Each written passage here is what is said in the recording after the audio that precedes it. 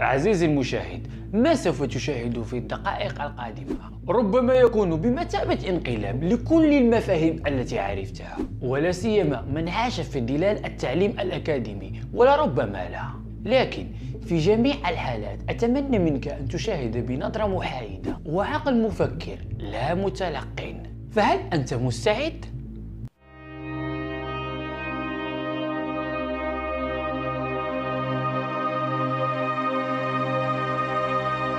التاريخ، تلك الكلمة الممتدة في الزمن والأرض، والحضارة التي تتجاور فيها الألغاز والحقائق، والتي تحوي من الإجابات أضعاف التساؤلات. وواحدة من تلك الألغاز وواحدة من تلك التساؤلات. فموضوعنا اليوم عن خريطة مرسومة على جلد الغزال وبدقة تستدعي الحيرة، بل وتفوق بمئات السنين عصرها، وتخطت دقتها خرائط العالم وقت اكتشافها.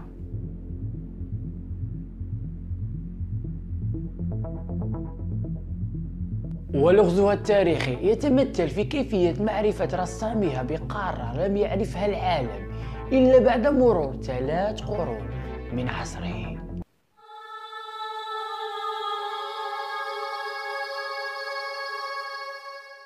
هذه العبارة عزيزي المشاهد دائما نقولها في البداية، فلا تنسى اشترك في القناة وفعل زر الجرس ليصلك تنبيه عند رفع أي حلقة. ومرحبا بك في حسابنا على الانستغرام وصفحتنا في الفيسبوك، سوف أضع لك الروابط في الوصف. لنبدأ.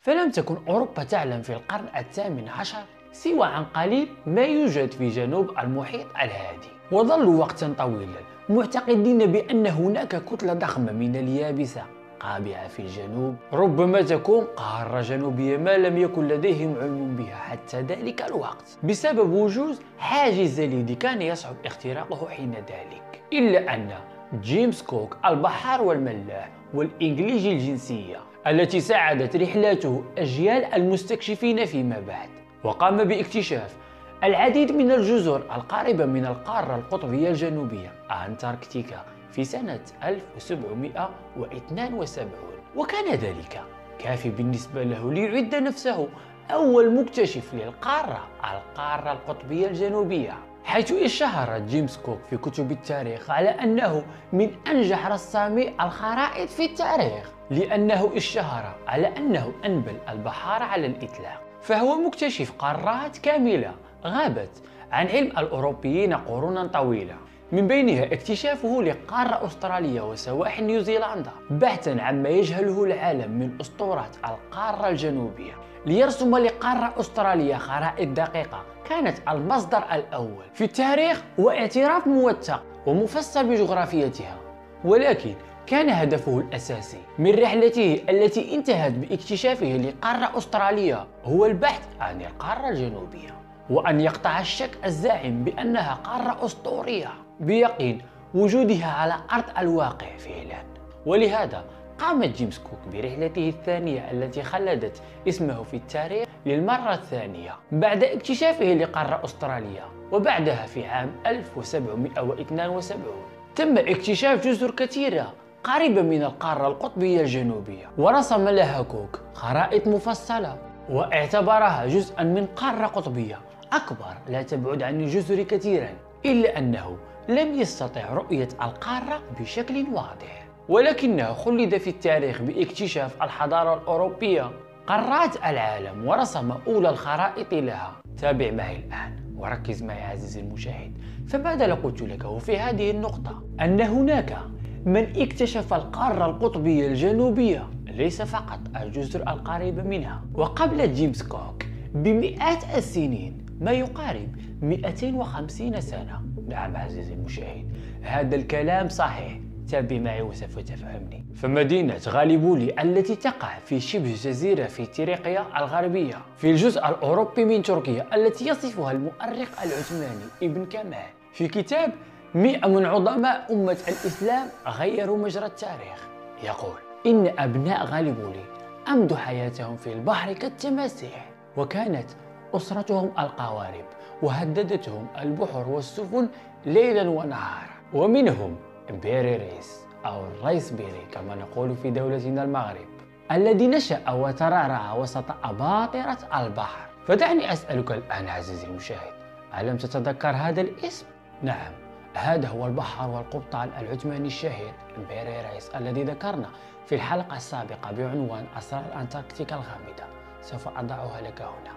وركب بيري ريس أو أحمد محي الدين بيري المولود في سنة 1465، وروايات أخرى تقول أنه ولد بين عام 1465 وعام 1470 البحر في سن مبكرة رفقة عمه كمال ريس الذي شجعه على الإبحار، ما أسفر عن عشق غير عادي للرحلات البحرية. وأثر فيما بعد في شخصيته الميال للاكتشافات القارية عبر مسارات المياه حول العالم. وفي بداية العقد الثاني من عمره التحق الشاب المولع بأصوات البحر وأمواجه بالبحرية العثمانية رسميا، حيث قاد إحدى السفن الأسطول العثماني في سنة 1494 ميلادية خلال إحدى المعارك التي جرت أثناء الحرب البحرية العثمانية البندقية. فالقصة المهمة تابع معي الآن عزيزي المشاهد بدأت في 9 أكتوبر من سنة 1929 في تركيا، حينما قامت وزارة التعليم التركية بتكليف العالم الألماني جوستاف أدولف ديسمان بتصنيف المحتويات الغير إسلامية في مكتبة قصر الباب العالي بإسطنبول، ليعثر بمساعدة مدير المتاحف الوطنية التركية خليل أدهم على أعظم خرائط العصر القديم التي تعود إلى القرن السادس عشر، التي تعود لعالم البحار والقبطان العثماني أحمد محي الدين بيري، والذي يلقبه الغرب الريس بيري. المهم، عندما وجدوا الخرائط كانت مجموعة منها مرسومة على جلد الغزال، من بينها خريطتان فقدت أجزاء منها على نحو يظهر أنهم كانتا خريطتان لعالم أجمع وليس أجزاء منه فقط. وأثر الزمن على الخريطتين بدأ واضحا، ولكن أثر العبقرية والعظمة والحيرة كان أوضح. فالخريطة الأولى تعود لسنة 1513 ومرسومة بدقة تستدعي الحيرة، السواحل الغربية لإفريقيا، بل وتخطت دقتها خرائط العالم وقت اكتشافها وليس وقتها. فإذا كانت الخريطة الأولى استدعت كل الحيرة، فالخريطة الثانية فجرتها تماما، ووضعت الخريطة في سنة 1528، وعندها وضع القبطان أحمد محي الدين بيري ريس الجزء الشمالي للمحيط الأطلسي وشواطئ الشمال في أمريكا الشمالية من جرينلاند حتى شبه جزيرة فلوريدا، وأيضا القارة القطبية الجنوبية أنتاركتيكا. وهنا عزيزي المشاهد تفجرت التساؤلات واحدة تلو الأخرى، وتجمعت الحيرة والذهول والغموض. إذ كيف لقبطان يعيش في القرن السادس عشر وأن يضع خريطتين كتلك؟ ووضعت الدقة بهما إلى حد أن تسبق خرائط العالم في القرن العشرين، على الرغم من فارق التقدم التكنولوجي بين القرنين السادس عشر والقرن العشرين. سؤال بدت فيه كل الحيرة عزيزي المشاهد، لكن الأغرب لم يأتي بعد. فالخريطة الثانية التي رسمت الجزء الشمالي للمحيط الأطلسي وشواطئ الشمال في أمريكا الشمالية من جرينلندا حتى شبه جزيرة فلوريدا والقارة القطبية الجنوبية أنتاركتيكا، فتاريخ وضع الخريطة في سنة 1528.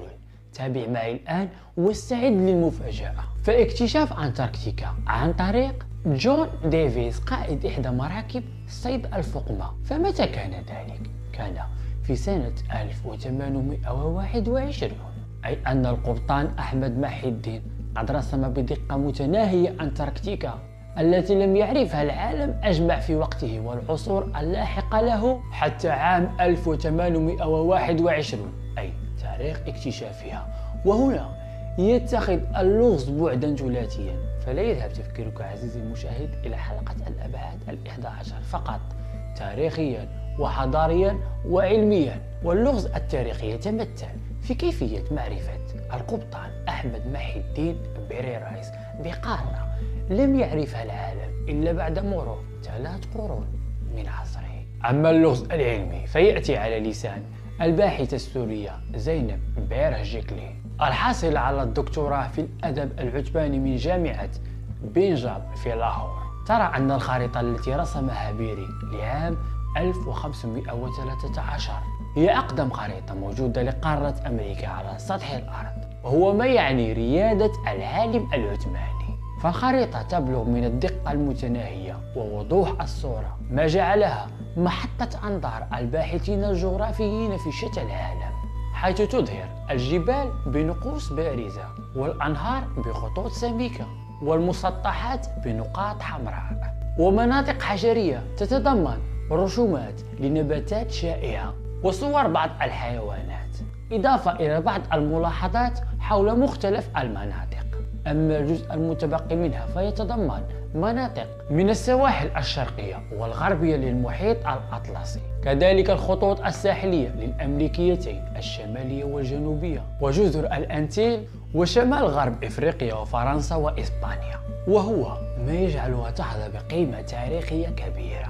فانتظر قليلا عزيزي المشاهد، فحتى سنة 1952 ميلادية لم يكن أحد قادر على رسم تضاريس أنتاركتيكا، وذلك لأن سمك الجليد يصل إلى أكثر من ميل. فمع الوضع في اعتبار حقيقة جغرافية هامة أن الجليد غطى القارة القطبية الجنوبية أنتاركتيكا منذ 6000 عام، فإذا سلمنا إلى أن تلك الخرائط يعود زمن رسمها على ما يزيد 6000 عام عن طريق حضارة متقدمة، فلا بد أنها كانت تمتلك من تكنولوجيا الطيران ما يكفي لرسم تلك الخرائط أو أن تكون رسمت بعد أن غطى الجليد المنطقة، وكانت تمتلك تكنولوجيا مثل السونار والتسجيلات الزلزالية التي استخدمناها نحن في سنة 1952 لرسم أنتاركتيكا، أي خرائطنا عام 1952 ميلادية، وتساوت فقط مع خرائط القبطان أحمد محي الدين بيري الجغرافية. وبالتأكيد تلك الحضارة ليست مدونة في تاريخنا المكتوب، لأنه لم يعرف قط تسجيل شيء كهذا. وهنا يضعنا اللغز العلمي على حافة اللغز الحضاري. كيف وصلت تلك الخرائط إلى القبطان أحمد محي الدين بيري ونحن لا نعلم عنها شيئا؟ فإذا كانت من حضارة أخرى كيف وصلت؟ وهل يوجد بالفعل حضارات عاشت على الأرض ونحن لا نعلم عنها شيئا؟ بيري رايس هو قائد بحري عثماني أمضى معظم حياته في البحر، وقاد الأساطيل العثمانية في عدة حملات ومعارك، وللأسف أعدم في القاهرة وهو شيخ كبير بتهمة الخيانة لفشله بهزيمة البرتغاليين والاستيلاء على جزيرة هيرميز في الخليج العربي. فالأمور بدأت تتخذ منحى أكثر رحابة، فقد عرضت الوكالة الجغرافية العسكرية للبحرية الأمريكية تلك الخرائط على ماليري خبير الخرائط القديمة، الذي قال بعد دراستها أنه لا يمكن أن تكون تلك الخرائط رسمت دون مسح جوي لليابسة على الأرض، فكان رأيا يتسم بصرامة العلم يثبت بما يستحق أيضا رد شك، وأنه في وقت ما ومكان ما عاشت حضارة على الأرض ربما تجاوزت ما وصلنا إليه من تقدم في شتى العلوم. فإجابة القبطان أحمد محي الدين بيري عن تلك الخرائط تدفعك دفعا للذهاب في طريق كنا نظن أنه غير موجود، فقد قال أنه اعتمد في رسمها على خريطة في زمن الإسكندر الأكبر الذي عاش في القرن الرابع قبل الميلاد، وهو رأي صارخ بالغرابة لكن بتأكيد أكبر يتوافق مع الاستنتاجات العلمية التي أحاطت بالقضية.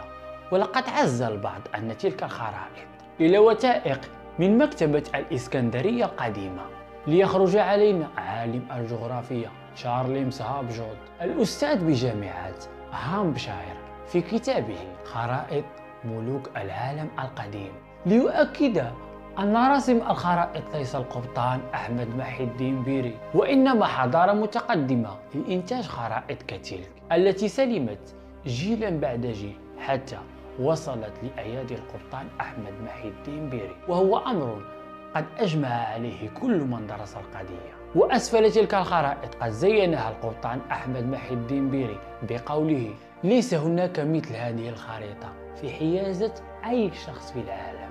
صدق عزيزي المشاهد، خريطة وأي خريطة، ولغز وأي لغز. لكن لماذا نصف ذلك باللغز؟ لماذا نغلق عقولنا على ما وصل إلينا فقط من التاريخ؟ أليس التاريخ يمتد في الأرض والزمن والحضارة؟ وبالتأكيد نحن لم نحط علما بكل ما هو زمني أو تاريخي أو أرضي، ولربما كان ما نظنه مستحيلا كان ممكنا جدا، وما نظنه غير موجود كان هناك موجود وراء التاريخ. فإذا وصلت هذه النقطة عزيزي المشاهد، فلا تنسى الاشتراك وفعل زر الجرس. لقد وصلنا إلى النهاية. مع السلامة.